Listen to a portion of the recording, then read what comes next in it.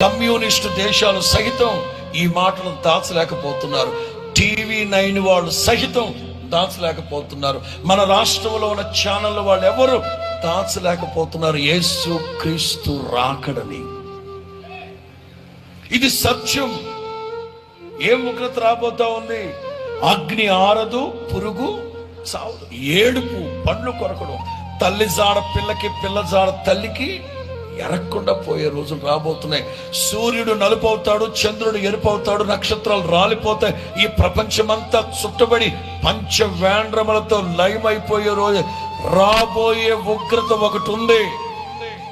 ఆ ఉగ్రతలో నుంచి నీవు తప్పించబడ్డానికి ఇప్పుడు తీసుకునే బాప్తిస్మే రక్షించబడ్డం. నీలో రక్షణ దీపాన్ని వెలిగించడానికే ఇదిగో ఈ పండగ పూట నా ప్రభు ఇక్కడ దిగి వచ్చాడు. స్తోత్రం చెప్పు గట్టిగా, స్తోత్రం చెప్పు గట్టిగా.